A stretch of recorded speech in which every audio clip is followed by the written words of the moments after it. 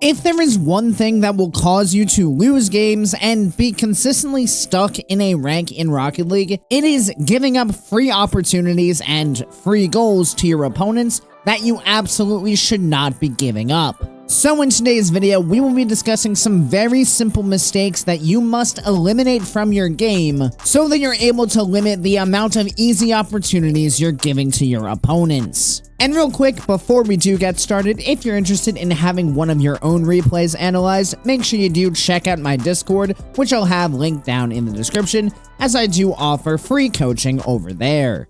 Be careful of this. So this is eventually going to lead to a goal. I'm going to let this play through just so we can kind of talk through this whole sequence then.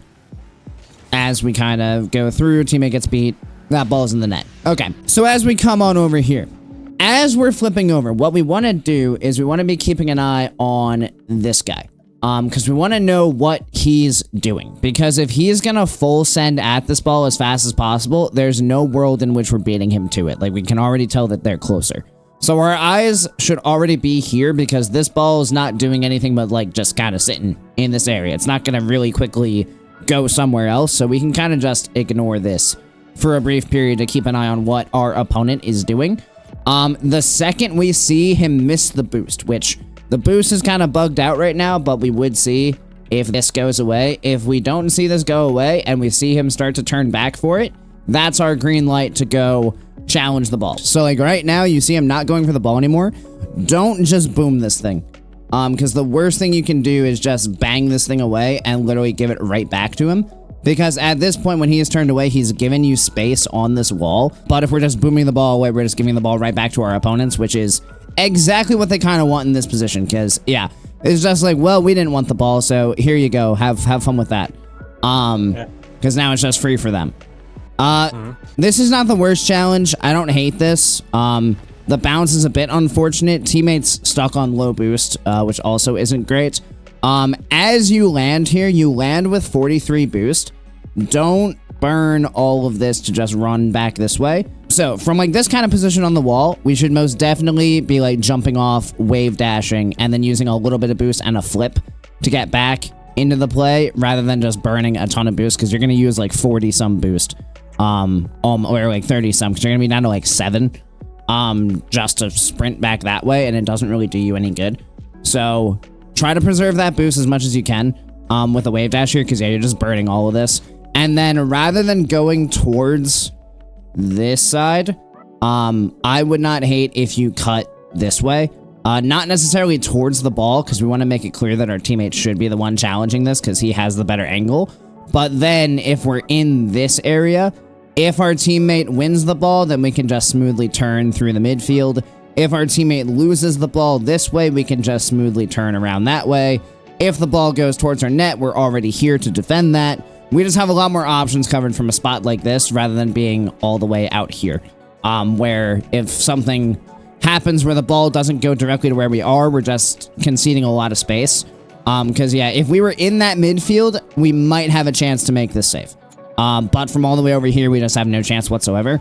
So it's really consider where you can go on the field to give yourself the best chance to be successful. It can make a massive difference in terms of how often you can be somewhere to make a save. Grab the boost. Oh, we miss it. That's unfortunate.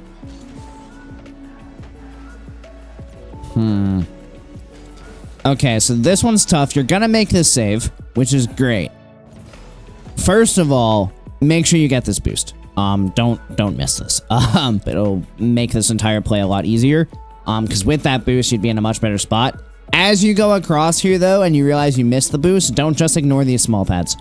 Make sure you get some of them. You literally go past all of them. And realistically, you're tunnel visioning right now here, which is a very natural thing for like Plat, Diamond, Champ, all those kinds of players, just tunnel vision at this boost. The problem is if you look at the ball, it's about to do this whole bounce thing where it bounces off the wall here and then bounces back out into the midfield. So if we don't get this boost, it's not the end of the world. Like looking around, there is plenty of boost around the field, like for us to be able to pick up should we need it. So what I would do in this kind of position is rather, so you miss the boost, you see where the touch is going, you start to go in the right direction. I would rather than cut through this no man's land area, I would swing out to this pad and this pad. Because watch what happens then. Hey, look. That's a free ball. Perfectly free. No problem. You'd beat that guy to it, no problem. And you could even, like, slow down if you're not sure of the bounce. You could slow down around here. Because with your 24 boost, you're going to get up to this, no problem. You win this ball. You play it back into their half. That guy's in an awkward spot. It's possible you can at least get this pad and maybe even this corner as you work the ball back forward. But then at least you're not just taking yourself out of the play. Because, yes, you get this bump, but it doesn't really impact your opponent that much. The position you leave your teammate in is absolutely horrible. They got a lot of options here. And you're completely out of the play, so your teammate has to kind of sort through everything that's happening, and it's just very, very dangerous for them. Luckily, this ball is just slow enough that you can get here, but any faster shot, and that's across the goal, and that's because we dove unnecessarily and went boost over ball in that position when we could have very easily positioned ourselves a bit better to be able to get enough boost to make a play. Okay, yeah, I remember this play. Be careful of this. Like, this entire rotation, I would not go this way. I wouldn't even go to get that corner boost, and here's why. Where's your teammate? He's already in this area, so we don't need that boost. We had 50, we were totally fine. But watch what happens this entire time that you're just lingering in front of the ball. So, teammate just waiting. Like, could he go here? Maybe. Probably not, but he's just kind of waiting. Look at how much easier of a play he would have on this ball than you. But you're kind of just forcing him into this really awkward position where he keeps trying to figure out what the heck you're even trying to do. And you're kind of just lingering in front of the ball, not really doing much of anything, as opposed to just recognizing that you don't have a very good angle to play this ball and getting out of there. Because now he's in an even more awkward spot, and now the ball just slowly drifts in front of the net. And again, you're very lucky that you don't get scored on here. Because this entire play is just a mess after we rotated in a very poor direction. So, don't even go for this boost. You get beat, that's fine. You know what? Great. I will trust that my teammate is going to be over here somewhere, especially if he sees me leaving. So I'm just going to drive this way. Get a couple pads in the midfield, let him play the ball going over here, and then I can just support off of that as I rotate back down the field, rather than cutting him off like this and making things super duper awkward. Okay, let's talk about this. So, first question with this one. Did you tell your teammate you were faking this? No. Okay. One, I hate this kickoff. I absolutely hate fake kickoffs in twos. One, they never work. Almost ever. Especially at the high ranks, it never works. Two, if you don't tell your teammate that you're doing this, all you're doing is creating a situation where they have no idea what's going on, and you're giving the ball for free to your opponents. Now luckily, this is diamond, so they don't see that you're doing this.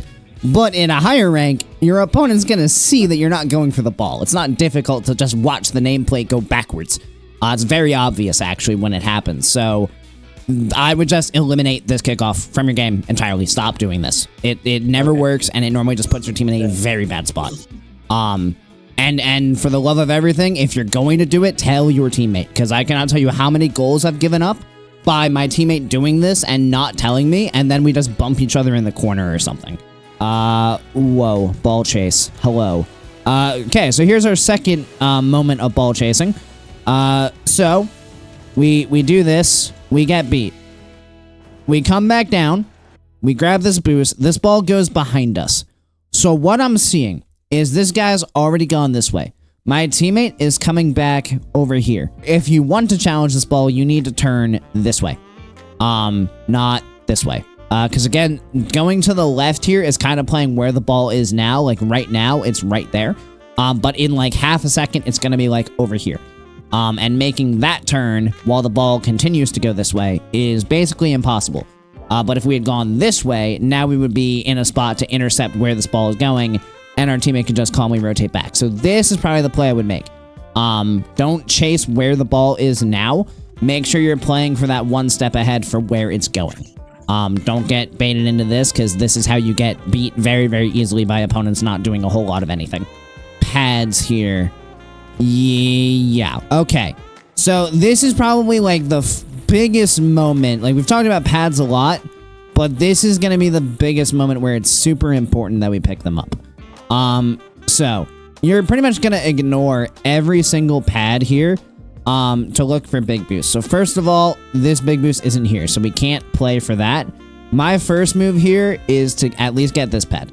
And then from there, I can determine if I want to go back to here or if I can cut it more upfield to one of these two.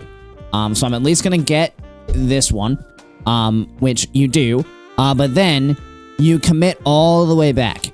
Now, at this point, what I'm seeing is there's nothing going on here. Like, that's nothing. Our teammate's bumping the other opponent, so that's fine.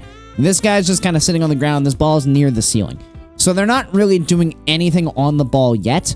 So rather than just meander all the way over here, what I would do in this position is get this pad, this pad, this pad, and be more here. Because you can just kind of keep lingering up. You can get this one. And now you'd be on, what is that? Like, you had 12, 24, 36, 48, 60-ish boost. So you'd be on 60-ish boost right around here. Now the advantage of this is when this happens, oh, hey, wow. Okay, well, this worked even more perfectly than I thought it was going to. But you'd be in a spot where you can play off this ball coming into the midfield. The problem with being all the way over here is when your teammate takes this challenge, it is significantly more likely that the ball goes this way as opposed to it going this way. Like, it's just the chances of it going this way are significantly lower. So we, again, want a position for where we can cover anything. And from here, if the ball goes to the corner, we can still cover that. That's not a problem. If the ball goes over here, we got that. If the ball goes in the midfield, we have that covered too. Like, we got everything covered from here. From over there, we don't got much. And now, again, we're forced to chase the ball across the field, which is just super unnecessary when we could have already had a play on this ball. Right here, try to take a lighter touch, keep this ball closer to yourself, because with only 11 boosts, it's very unlikely that you're going to be able to get the ball around this opponent. So much better to keep this ball close to yourself on the wall, so rather than move into it quickly, hit the brakes as you make contact to make this touch a lot lighter so you can keep it closer to yourself. Because this is super dangerous, and again, probably should have been a goal.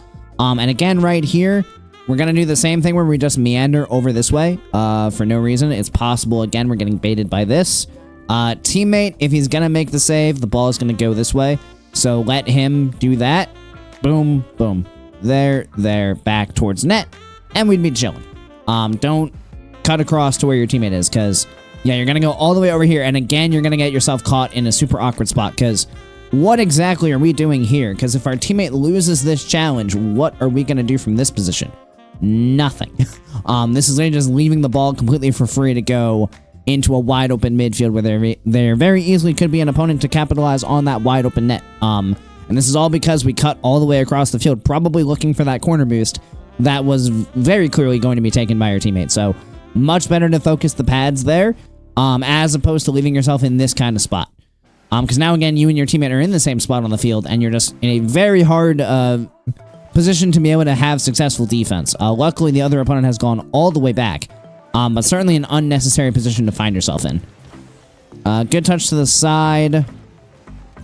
Oh, no. Don't run away from the play. You land with 31 boost. I understand the temptation. You do not need that mid boost. You're fine. You have 31. That is plenty to make any save you would need to. Do not abandon your teammate here. If anything, if you're going to use your boost for anything, apply pressure to this guy and see if you can cut off this angle. Because if you get a block here, it's possible that you have an open net. But don't just leave this and go here. Because all this is doing is leaving your teammate in literally a 2v1. Completely alone, completely at the mercy of the opponents. It's just unnecessary to dip like this.